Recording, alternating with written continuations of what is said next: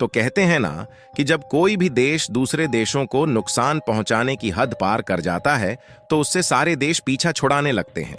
और आज वही हाल चीन का हो चुका है, जिससे दुनिया के ज्यादातर देश पीछा छुड़ाना चाहते हैं। और इसी बीच एक ऐसा किरदार सामने आ रहा है जो कि चीन की तरफ देखना भी नहीं चाहता, और उसके बजाय यह देश भारत को एक अपॉर्चुनिटी की तौर पर देख रहे हैं और भारत के लिए सब कुछ करने के लिए तैयार है, जिससे भारत के साथ उनके संबंध और मजबूत हो सके। हम बात कर रहे हैं यूरोप के जर्मनी देश की, जिसके चांसलर यानी कि प्राइम मिनिस्टर अचानक भारत के पीएम मोदी से मिलने के लिए नई दिल्ली में पहुंचे हुए हैं, और इनका कहना है कि यह चीन की कंपनियों से अपनी डिपेंडेंसी हटाना चाहते हैं और भारत की कंपनियों के साथ मिलकर पार्टनरशिप को और भी ज्यादा बढ़ाना चाहते हैं। और सबसे पहली बात तो यह है कि दोनों देशों के बीच डिफेंस सेक्टर को लेकर एग्रीमेंट फाइनलाइज किए गए, और साथ ही जर्मनी ने भारत को 6 सबमरीन खरीदने के लिए एक बेहद ही सस्ता ऑफर दिया है, जिसके लिए भारत पिछले कुछ सालों से कई देशों में मौका तलाश रहा है। लेकिन हैरानी की बात यह है कि यह वही जर्मनी है जो कि पिछले कई सालों से यूरोपीय देशों के हथियार को भारत तक पहुंचने से रोका था और भारत पर कई प्रतिबंध लगाए थे। लेकिन समय ने पलटा खाया और जर्मनी खुद भारत में आकर अपनी रक्षा सहयोग में भारत को सबसे खास दर्जा दे रहा है, जिसके लिए जर्मनी कानूनी व्यवस्थाओं को भी नजरअंदाज करने के लिए तैयार है। पूरी डेवलपमेंट क्या है इस वीडियो में समझते हैं, लेकिन आगे बढ़ने से पहले भारत के खातिर जर्मनी सारे प्रोटोकॉल तोड़ने के लिए तैयार है। उसके लिए वीडियो को एक लाइक करके चैनल को सब्सक्राइब जरूर कर लीजिए, क्योंकि आपके लिए यह 1 सेकंड का काम है, लेकिन इससे हमारी काफी बड़ी मदद होती है। असल में देखा जाए तो जिस तरीके से ज्योतिषी को ज्यादातर लोग ढोंगी बताते हैं, लेकिन जब कभी धार्मिक और पौराणिक समस्या आती है तो वही लोग ज्योतिषी के पास पहुंचकर उसका उपाय ढूंढते हैं।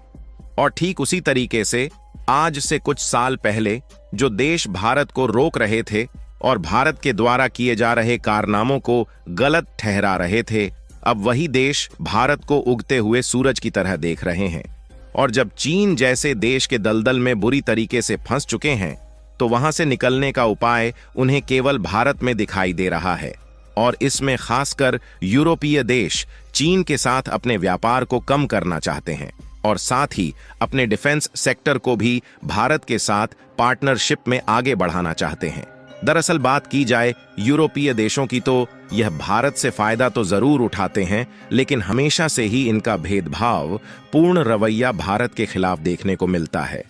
और खासकर यूरोप के जर्मनी देश ने साल 2024 के ही फरवरी महीने में भारत को एक बहुत बड़ा धोखा दिया, क्योंकि डीआरडीओ जो अर्जुन मार्क 1A टैंक्स का प्रोडक्शन कर रही थी, और ये टैंक्स इतने ज्यादा ताकतवर थे कि इसके आगे अमेरिका और रशियन टैंक्स कुछ भी नहीं है। लेकिन इसमें जो इंजन का इस्तेमाल होना था उसे हम लोगों ने जर्मनी को ऑर्डर दिया था, क्योंकि इसके पहले भी भारत में जो लाइट कॉम्बैट टैंक्स बनाए जा रहे थे उसके इंजन की सप्लाई हम लोग जर्मनी से ले रहे थे। और जर्मन इंजन की क्वालिटी अच्छी होने के कारण हमने इन टैंक्स के इंजन का भी ऑर्डर जर्मनी को दिया था और जर्मनी ने इसका ऑर्डर स्वीकार भी किया था।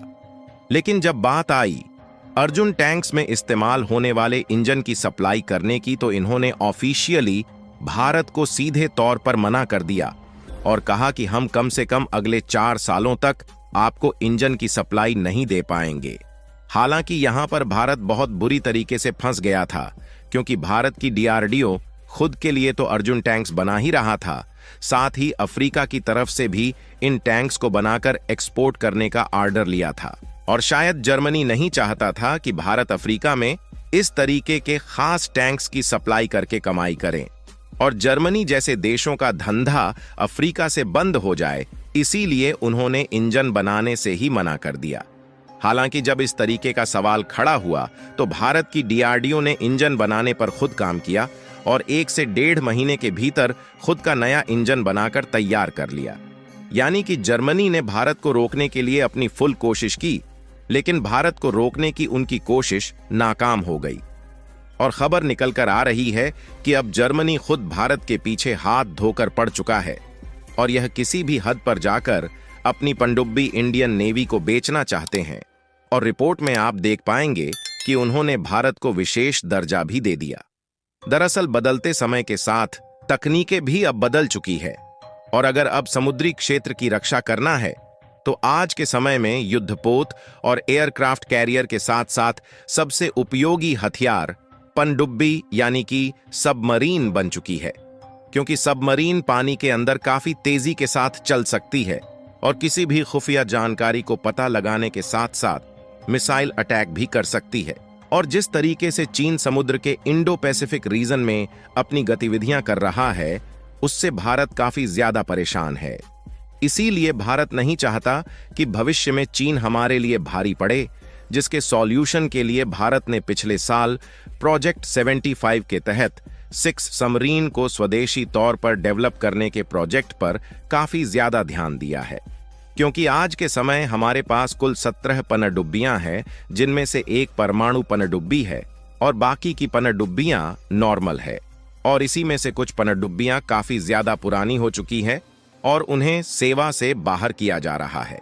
इसलिए हमारी कोशिश है कि इस बार पनडुब्बियों को हम खुद भारत में डेवलप करें, जिससे हमारी आत्मनिर्भरता भी बढ़ेगी। हालांकि भारत की कई कंपनियां इस पर काम कर रही हैं, लेकिन इसमें टेक्नोलॉजी को लेकर काफी सारी समस्याएं आ रही हैं, जिसके लिए हमें किसी ऐसे देश की मदद चाहिए जो कि हमारे साथ मिलकर इस प्रोजेक्ट पर काम कर सके, क्योंकि यह प्रोजेक्ट कोई छोटा मोटा नहीं है, जिससे इसकी अनुमानित लागत लगभग 43,000 करोड़ रुपए से अधिक है, जो कि अपने आप में ही एक बहुत बड़ा अमाउंट है। और यह प्रोजेक्ट काफी बड़ा होने के कारण जर्मनी की कंपनी TKMS यानी कि थिसेनक्रुप मरीन सिस्टम्स भारतीय नौसेना के 6 पनडुब्बी सौदे के लिए स्पेन की फर्म नवांतिया के साथ आपस में भिड़ चुकी है और दोनों देशों के आपस में भिड़ने के कारण इसका फायदा भारत को हो रहा है, क्योंकि कम लागत में भारत के लिए काफी सारे ऑप्शन खुल चुके हैं। और जो जर्मनी किसी देश को अपनी 100% टेक्नोलॉजी ट्रांसफर नहीं करता, उसी जर्मनी ने भारत में खुद आकर मिलिट्री परचेज के मामले में भारत को विशेष प्रकार का दर्जा दिया है और 100% टेक्नोलॉजी भी ट्रांसफर करने के लिए रेडी है। लेकिन अब सवाल आता है कि जो जर्मनी हमेशा से ही भारत को रोकने की कोशिश कर रहा था, वही जर्मनी इतनी आसानी से सबमरीन के प्रोजेक्ट पर काम करने के लिए खुद तैयार क्यों हो गया है? तो इसका सबसे बड़ा कारण है जर्मनी को भारत की जरूरत है, क्योंकि जर्मनी की चीन पर निर्भरता काफी ज्यादा है। इसलिए जर्मनी ने महसूस किया है कि कई महत्वपूर्ण औद्योगिक सेक्टर में, जैसे कि इलेक्ट्रॉनिक्स, दवाइयां और रिन्यूएबल एनर्जी के लिए आवश्यक क्रिटिकल मिनरल्स में उसकी चीन पर अत्यधिक निर्भरता है और इसी मजबूरी का फायदा चीन बीच बीच में उठाता रहता है और जर्मनी को काफी बार समय से सप्लाई भी नहीं मिल पाती। इसीलिए जर्मनी ने जो चीन में इन्वेस्टमेंट किया है, इसका फायदा जर्मनी को नहीं मिल पा रहा है, जिसके कारण वह अपने व्यापार को भारत के साथ शिफ्ट करना चाहते हैं और डिफेंस सेक्टर में भी मिलकर काम करने के लिए तैयार है। इसीलिए जर्मनी भारत के साथ फ्री ट्रेड एग्रीमेंट की साइन करना चाहता है और भारत के लिए भी यह एक तरीके से मुनाफे का सौदा है। फिलहाल आपको क्या लगता है कि जर्मनी के ऑफर को एक्सेप्ट करके सबमरीन डेवलपमेंट की डील फाइनलाइज करनी चाहिए या नहीं? अपनी राय कमेंट में जरूर बताएं और इस वीडियो को एक लाइक करके अपने मित्रों तक शेयर जरूर करें ताकि उन्हें भी जानकारी मिल सके। इसी तरह और भी नॉलेजेबल वीडियो देखने के लिए चैनल को सब्सक्राइब करके बेल आइकन को ऑल पर जरूर सेलेक्ट करें। जय श्री राम।